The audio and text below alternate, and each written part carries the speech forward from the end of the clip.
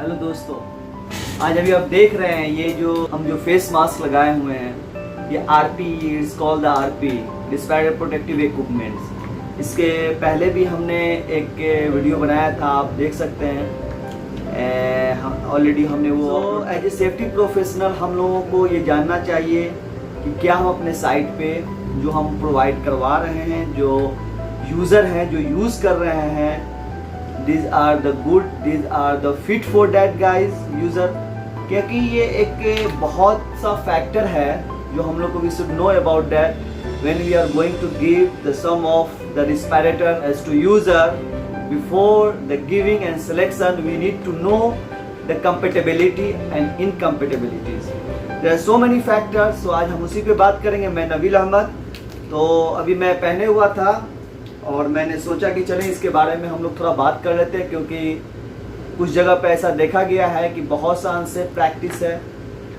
क्या होता है जनरली कि यूज़ तो किया जाता है, मगर वो यूज़ जो हो रहा है वो सूटेबल नहीं है, वो सही तरीके से यूज़ नहीं हो रहा है। इसका फैक्टर है कि सबसे पहले कुछ हम लोग ध्यान दें इस पर, जो हम सिलेक्शन करने जा रहे हैं रिस्पायरेटर आरपी एटमॉस्फेरिक है कि नहीं, ठीक है, किस सब्सटेंस में हम काम कर रहे हैं, कौन सा सब्सटेंस वहाँ पे है एग्जिस्टिंग, कंटामिनेंट है, कंसंट्रेशन है एयर में, उसको भी हम लोग कंसीडर करें। अब जो पेंट का एक्टिविटी चल रहा है, कहीं डस्ट है, दोनों का हजार्डियस जो कंटामिनेंट है वो डिफरेंट है, तो ये हमको ज़रूर सिलेक्शन इसके बारे में हमको कंसीडर करना चाहिए उसको फैक्टर को। उसी तरीके से कुछ इंडिविजुअल भी होता है फैक्टर। अभी हमारे ही कई साइट पे बहुत से ऐसे बंदे हैं जिनका हेड बहुत ज़्यादा बिग है, कोई लॉन्ग हेयर रखते हैं, तो ये भी एक फैक्टर है, इंडिविजुअल फैक्टर। तो जब भी इस तरह का अगर सिलेक्शन हो तो जो यूज़र है उनको भी इन्वॉल्व करें। सो ये एक मेरा अपना भी सजेशन है, और एज पर द सिस्टम अगर देखा जाए, अगर इम्प्रूवमेंट करना है, अगर कल्चर को सही सिलेक्शन करना है, तो जो यूज़र हैं उनके अकॉर्डिंगली भी आप उनको भी इन्वॉल्व करें। तो उससे क्या होगा कि उनको अवेयरनेस भी मिलेगा और हमको पता चल सकता है कि ये this RP is fit for that guys particularly या नॉट। तो ये बहुत ही इम्पोर्टेंट चीज़ है। उसी तरीके से फिटनेस ऑफ टेस्टिंग भी कराना चाहिए कि ये वाकई में कहीं से लीकेज तो नहीं है। अगर कोई वेल्डिंग कर रहा है उसमें क्या है, फ्यूम्स है, स्मोक है, so what is the meaning of that smoke, that is the hazardous smoke. तो जो फिल्टर है वो filter time to time cleaning होनी चाहिए। अब यहाँ पे ये भी आपको कंसीडर करना है कि जब अगर वेल्डर को हम रिस्पायरेटरी प्रोवाइड कर रहे हैं प्रोटेक्शन, तो उसके इनकम्पेटेबिलिटीज भी कुछ है। Suppose that the eye irritation, some another PPEs they will use definitely to protect their eyes, to protect the head। सो इससे क्या होता है कि जब वो हेड और ये क्या है, सूटेबिलिटी नहीं होगा उनके लिए, उनसे वो प्रॉपर कंपेटेबल नहीं होगा उस। तो ये भी चीज़ ध्यान देना है कि जो PPEs अदर PPEs यूज़ हो रहा है वो उसके अकॉर्डिंग ये फिट हो रहा है कि नहीं। फिर जो स्मोक है वो किस टाइप का स्मोक है, हार्मफुल है वो किस टाइप, क्योंकि different type of respirators we know that, the half face, full face, self containing breathing apparatus। तो which type of the RP is the suitable for the particular activities।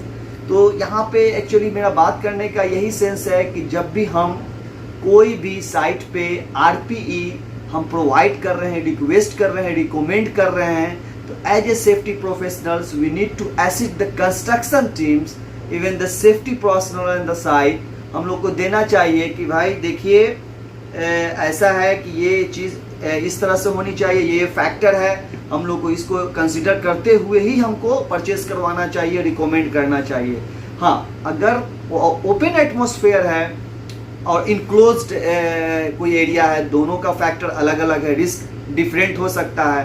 अब हम कोई बंदा अगर सपोज स्प्रे कर रहा है, अगर वो ओपन एटमॉस्फेयर में है तो definitely the risk is less than that the enclosed area inside where the no ventilation, कोई भी मैकेनिकल वेंटिलेशन नहीं है, नेचुरल वेंटिलेशन नहीं है।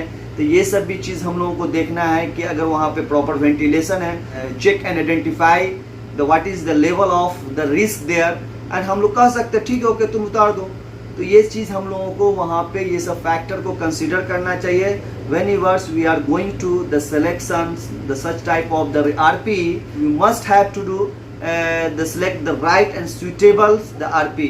एंड ये चीज़ बहुत बड़ा होता है कि कभी किसी का दाढ़ी भी बढ़ा हुआ होता है, पर्सनल फैक्टर देखें तो ये भी चीज़ देखना है। उसी तरीके से अगर क्वालिटी बेस नहीं है, क्वालिटी सही नहीं है, क्वालिटी को भी कंसिडर करना है तो वो भी यूजलेस ही है, तो क्वालिटी को भी देखना है।